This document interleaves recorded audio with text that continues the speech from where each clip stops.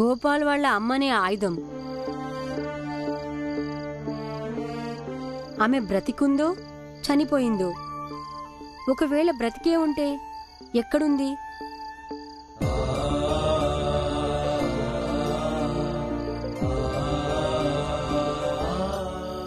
భీంబాబు, నాకేమనిపిస్తుందంటే ఈ గోపాల్ ఎక్కడుంటున్నాడో ఆ ఇంట్లోకి వెళ్ళి వెతకాలి మనం. బహుశా ఏదైనా ఆధారం దొరకచ్చు. నువ్వు చెప్పింది బాగుంది నాన్న, అలాగే చేద్దాం. పదండి. పదండి.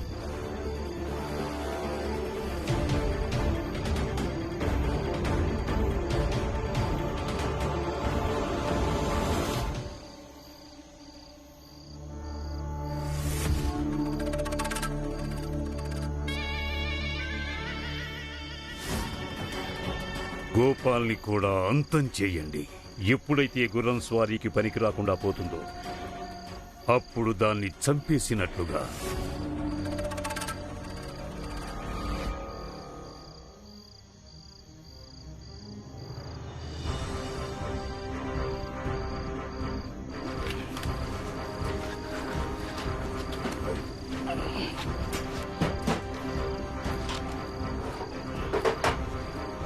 ఇక్కడైతే ఏం దొరకలేదు నాన్న. సరిగ్గా వెతకండి, ఏదో ఒకటి దొరకచ్చు.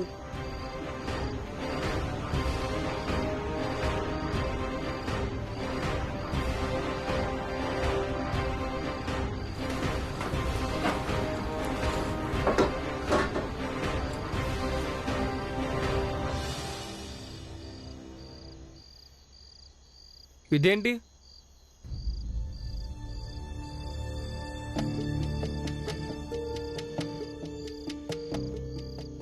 ఏదో ధార్మిక గ్రంథం అయి ఉంటుంది. నానా, దీన్ని విప్పతీసి చూద్దాం. వద్దు బాబు, వాళ్లకున్న ఆచారాల ప్రకారం మనము వాళ్ళ గ్రంథాలను తాకటం తప్పు. ఇప్పుడు మనం ఎందుకు తాకాలి? అందులోనూ ఇప్పుడు ఇంట్లో వాళ్ళు ఎవరూ లేనప్పుడు తప్పు అవుతుంది. కానీ నాన్న, నాకేమనిపిస్తుందంటే ధర్మగ్రంథం అయ్యుంటే దానికి ఒక ప్రత్యేకమైన స్థానం ఉంటుంది.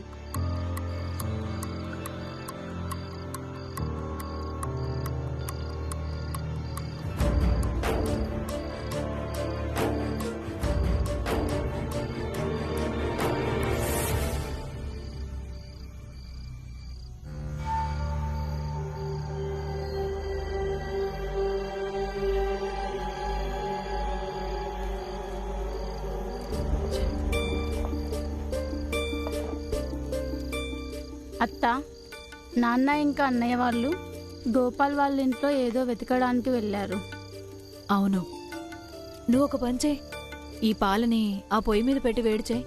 గోపాల్కి పసుపు కలిపిన పాలిస్తే వాడు కాస్త కోలుకుంటాడు.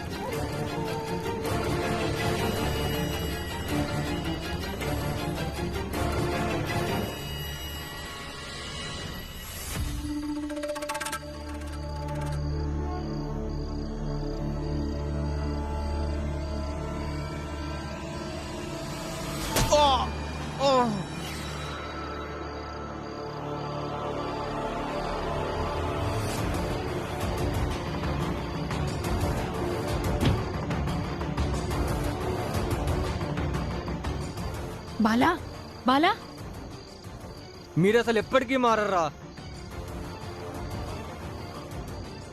బోలో, నువ్వు చాలా తప్పు చేస్తున్నావు. వదులు నన్ను. వీడిక్కడికి ఎందుకు వచ్చాడు? గోపాల్ని చంపడానికి వచ్చాడు వీడు. అంటే ఎవరినైనా ఒక మనిషిని చంపాలంటే మాత్రం అప్పుడు చిన్న జాతి వాళ్ళ ఇళ్లలో చొరబడ్డానికి మీ జాతి వాళ్ళకి ఏమీ సంకోచం ఉండదా? శుద్ధీకరణ చేయించుకుంటారు, అదేగా వీళ్ళ నాటకం. ఇప్పుడు నువ్వు ఇలా చేయటం వల్ల మాకు మీ మీదున్న అనుమానం ఇంకా బలపడింది. వీటికి కారణమైన మీరందరూ ఒకటే అని. వెళ్ళి మీ స్వామీజీకి ఈ విషయం చెప్పు. ఈ చంపటమైన నీచపు పనులు మానేయమని. ఎందుకంటే భీమ్రావ్ ఇంట్లోకి ఎవరో వచ్చి మా ఆప్తుల ప్రాణాలు తీయటం అనేది అది ఎన్నటికీ జరగని పని. ఇక నువ్వు చేసిన ఈ నేరం గురించి అంటావా?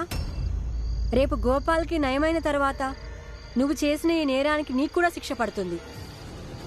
నేను తలుచుకుంటే ఈ నిమిషమే నీ పీక తెగ్గొయ్యగలను. కానీ నా తమ్ముడు భీమ్రావ్, వాడికి న్యాయం పట్ల నమ్మకం ఉంది. వాడిని ఒక్కడికే కాదు, మీ అందరికీ బుద్ధి చెప్తాడు.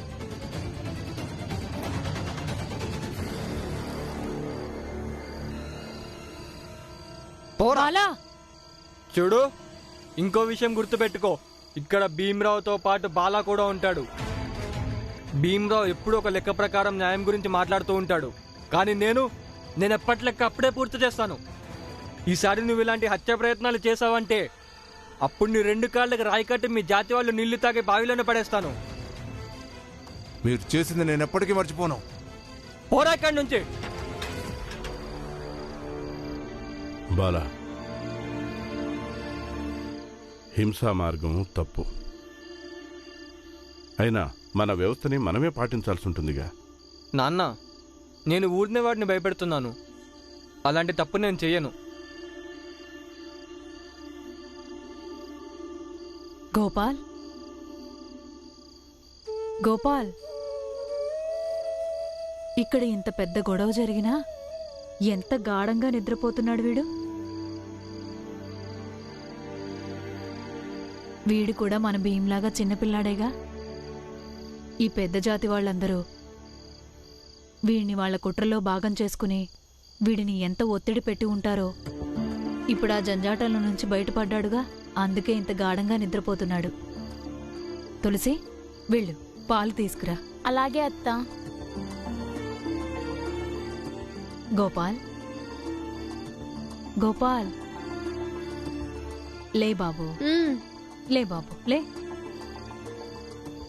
పైకి లే బాబు, పైకి లే.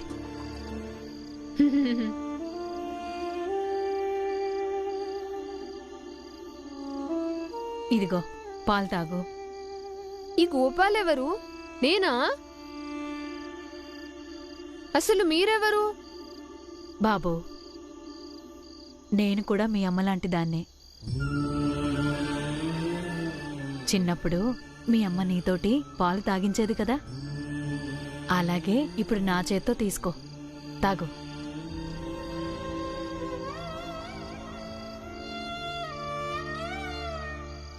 భీమ్ దాన్ని ఒకసారి తెరిచి చూడు, దాంట్లో ఏముందో.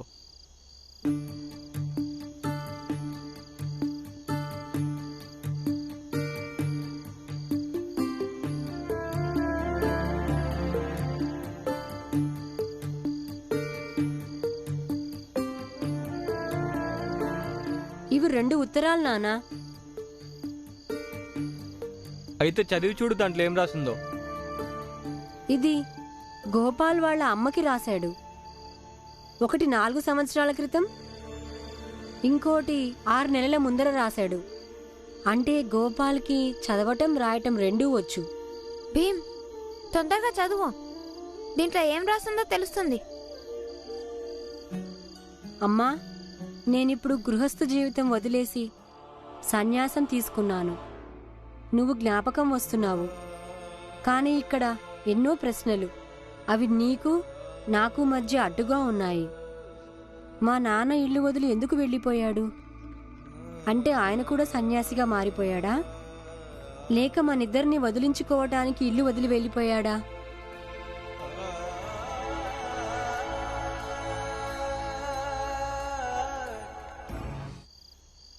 ఎప్పుడైనా జీవితంలో అలసిపోతే అప్పుడు తిరిగి వస్తాను. ఇక్కడ అందరూ అంటారు నేను చాలా తెలివైన వాడినని. నా దగ్గర ప్రతి ప్రశ్నకి సమాధానం ఉంటుంది. కానీ ఈ ప్రశ్నకి మాత్రం సమాధానం తెలుసుకోలేకపోయాను. అది ఎవరైనా గృహస్థ జీవితం వదులుకొని సన్యాసిగా మారినా అప్పుడు కూడా వాళ్ళ అమ్మ, ఇల్లు, కుటుంబం కూడా గుర్తుకు వస్తాయి. అప్పుడు ఏం చెయ్యాలి? ఇంకా ఇది కూడా ఆలోచిస్తాను. ఎవరైనా తన భార్యని ఇంకా బిడ్డల్ని వదిలేసి వెళ్ళిపోతే మరి వాళ్ళకి తన కుటుంబం ఎప్పటికీ గుర్తురాదా?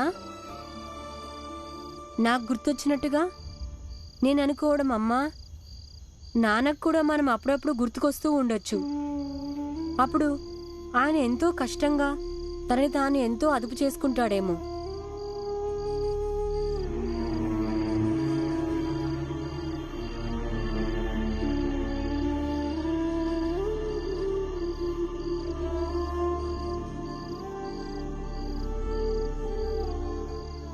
పాలు చాలా రుచిగా ఉన్నాయి. ఇంకొక గ్లాస్ ఇస్తారా? ఆ, తప్పకుండా ఇస్తాను. తులసి, ఇంకో గ్లాస్ పాలు తీసుకురా. సరే అత్త.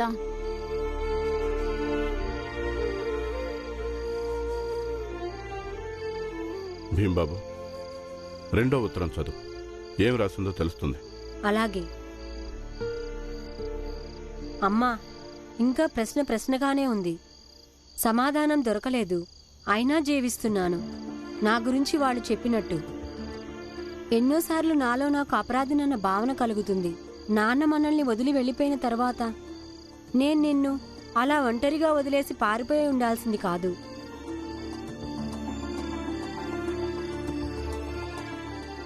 ఇప్పుడు నాన్నకి ఇంకా నాకు పెద్ద తేడా ఏముంది? అప్పుడప్పుడు అనుకుంటాను, ఇప్పుడు చాలా సంవత్సరాలు అయిపోయింది కదా, నేను నిన్ను చూసినా అసలు నిన్ను గుర్తుపడతానో లేక లేదో అని. కానీ నువ్వు మాత్రం నన్ను తప్పకుండా గుర్తుపడతావు. నేను నా గతాన్ని మర్చిపోయినా గుర్తుపడతావు. నన్ను నేనే మర్చిపోయినా నువ్వు నన్ను గుర్తుపడతావు. నేను పిచ్చాడిని అయిపోయినా గుర్తుపడతావు.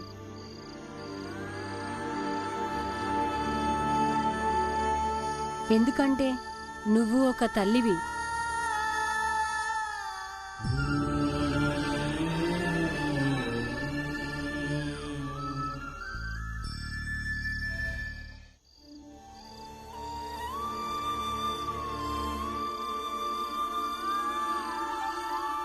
తాగు బాబు.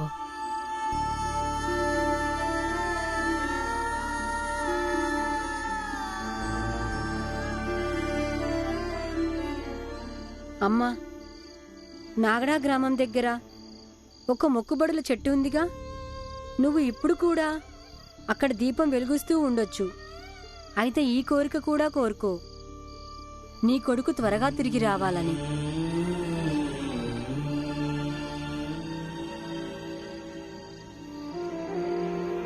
కానీ వీళ్ళిద్దరూ తండ్రి కొడుకులాగా ఉండేవాళ్ళుగా. తండ్రి కొడుకులెవరు?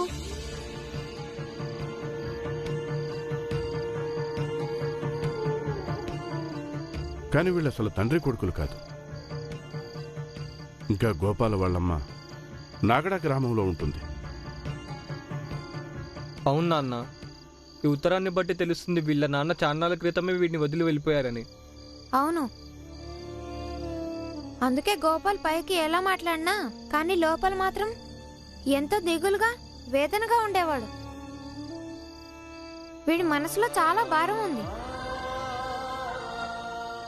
నేను నీకు మాటిస్తున్నాను గోపాల్, నేను నిన్ను మీ అమ్మ దగ్గరికి చేర్చి తీరుతాను.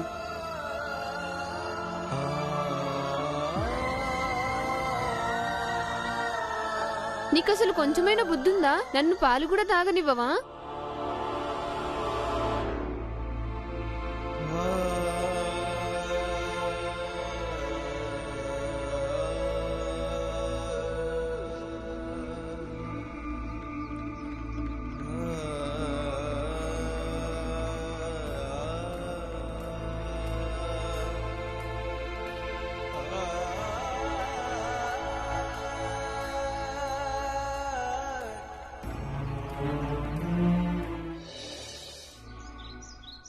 స్వామీజీ,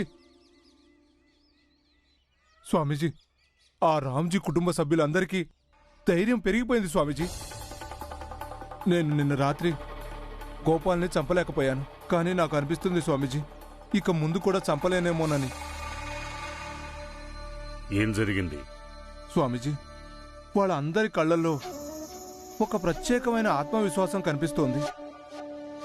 ఇంకా బాల వాడన్నాడు, ఇక్కడ భీమ్రావుతో పాటు బాలా కూడా ఉంటాడు. భీమ్రావు ఎప్పుడూ ఒక లెక్క ప్రకారం న్యాయం గురించి మాట్లాడుతూ ఉంటాడు. కానీ నేను ఎప్పటి లెక్క అప్పుడే పూర్తి చేస్తాను. ఈసారి నువ్వు ఇలాంటి హత్య ప్రయత్నాలు చేసావంటే అప్పుడు నీ 2 కాళ్ళకి రాయి కట్టి మీ జాతి వాళ్ళు నీళ్లు తాగి బావిలోనే పడేస్తాను. ఒట్టు స్వామీజీ, వాడు ఎవరినైనా చంపేటట్టు కనిపిస్తున్నాడు. నాకైతే చాలా భయంగా ఉంది స్వామీజీ. నా ధర్మం కోసం, నా జాతి కోసం నేను నా ప్రాణాలు సైతం ఇవ్వగలను. కానీ ఈ రోజు మొదటిసారి ఆ భీమరావుని చూస్తే నాకు భయం వేసింది. సరే, ఇక మీరు వెళ్ళండి. మేమే ఏదైనా ఆలోచిస్తాం. మీ ఆజ్ఞ స్వామీజీ.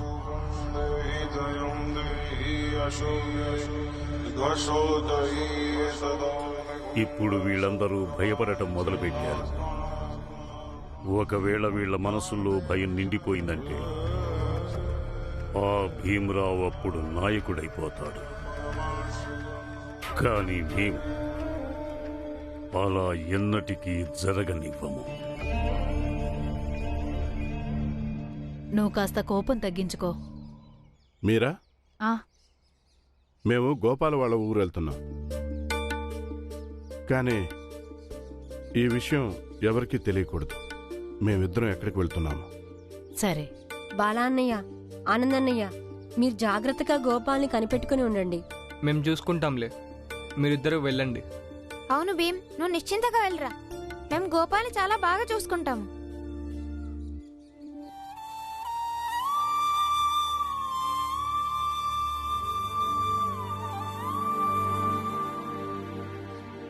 నేను పూజ చేసుకోవాలి. నా చెంబెక్కడుంది?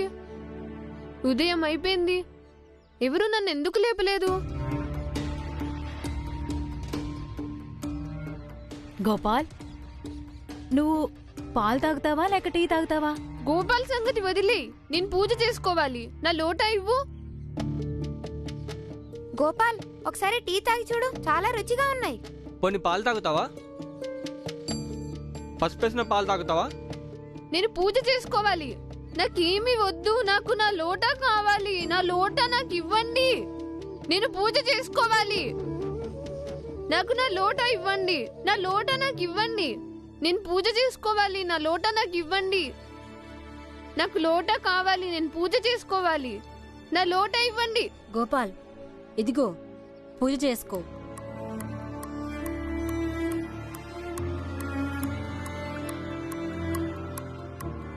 నువ్వు చాలా మంచోడివి. నన్ను పూజ చేసుకొని ఇస్తున్నావు. నేను పూజ చేసుకుని వస్తాను. పాలు తర్వాత తాగుతాను.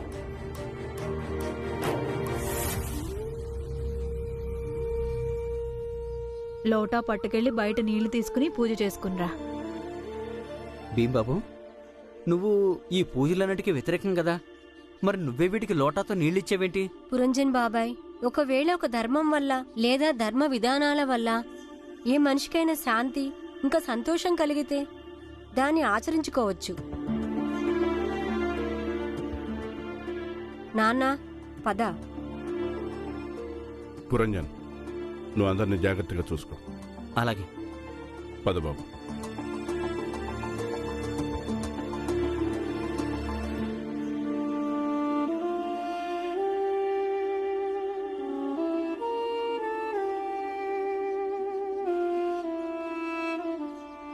సేట్ గారు, ఏం చేయాలో తెలియడం లేదు.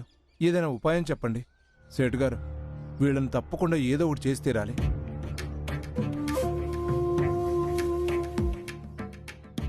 ఈ రామ్జీ ఎక్కడికో వెళ్తున్నాడే. తండ్రి కొడుకులు కలిసి వెళ్తున్నారు. పద, వెళ్ళి విషయం ఏంటో కనుక్కుందాం. కొంపదీసి వీళ్ళకేమైనా కొత్త ఆధారం దొరకలేదుగా. నేను తలుచుకుంటే ఈ నిమిషమే నీ పీక తెగ్గొయ్యగలను. కానీ నా తమ్ముడు భీమ్రావు, వాడికి న్యాయం పట్ల నమ్మకం ఉంది. వాడిని ఒక్కడికే కాదు, మీ అందరికీ బుద్ధి చెప్తాడు. వదిలేయండి సేట్ గారు, ఇప్పుడు వాళ్ళు ఎక్కడికైనా వెళ్ళని, దాంతో మనకేంటి సంబంధం? అనవసరంగా వాడితో మనకు గొడవ ఎందుకు? పోనివ్వండి. బాలాగాడు 4 పీకుళ్ళు పీకేసరికి పీరికి గొడ్డువైపోయావు నువ్వు. పీరికి సన్నాసి. చూడు నేనేం చేస్తాను. ఏయ్, ఆగండి. సేట్ గారు, సేట్ గారు. ఓయ్ సుబేదార్, ఎక్కడికి వెళ్తున్నారు మీరిద్దరు? పనెత్తుకోవడానికి. పని వెతుక్కోడానికా?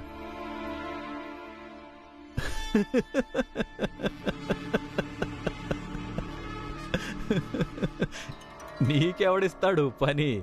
ఆ? మీ ఇద్దరికి ఎవ్వరూ కూడా పనివ్వరో.